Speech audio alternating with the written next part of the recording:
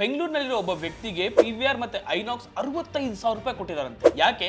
ಈ ವಿಡಿಯೋನ ಪೂರ್ತಿ ನೋಡಿ ಹೇಳ್ತೀನಿ. ಎಸ್, ಯೂಶಲಿ ನಾವು PVR ಮತ್ತೆ ಐನಾಕ್ಸ್ ಏನಕ್ಕೆ ಹೋಗ್ತೀವಿ? ಮೂವಿಯನ್ನ ನೋಡಕ್ ಹೋಗ್ತೀವಿ, ದುಡ್ಡು ಕೊಟ್ಟು ಟಿಕೆಟ್ ಅನ್ನು ತಗೊಳ್ತೀವಿ. ಆದ್ರೆ ಒಬ್ಬ ವ್ಯಕ್ತಿ ಏನ್ ಮಾಡಿದಾನೆ, ಸ್ಯಾಮ್ ಬಹದ್ದೂರ್ ಅನ್ನೋ ಸಿನಿಮಾ ನೋಡಕ್ ಹೋಗಿದ್ದಾನೆ. 4:05ಕ್ಕೆ ಸ್ಟಾರ್ಟ್ ಆಗ್ಬೇಕಾಗಿರೋದು 4:30ಕ್ಕೆ ಸ್ಟಾರ್ಟ್ ಆಗಿದೆ.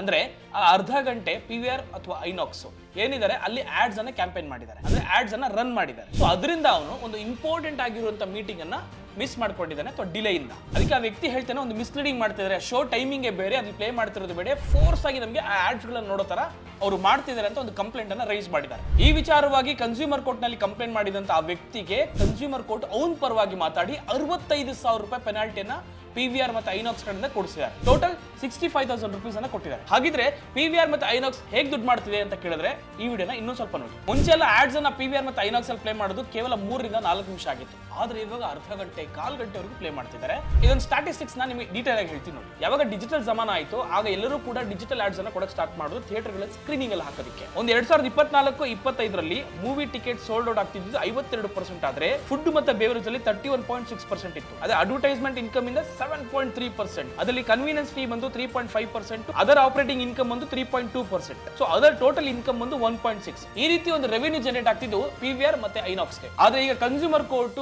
ತೀಕ್ಷ್ಣವಾಗಿ ಹೇಳಿದ್ದಾರೆ, PVR ಮತ್ತೆ ಐನಾಕ್ಸ್ಗೆ ನೀವು ಯಾವ ಶೋ ಟೈಮಿಂಗ್ ಅನ್ನ ಕೊಟ್ಟಿರ್ತೀರಿ ಆ ಟೈಮ್ಗೆ ಮೂವಿಯನ್ನ ಪ್ಲೇ ಆಗಬೇಕು ಅಂತ. Boss Vala, B the boss.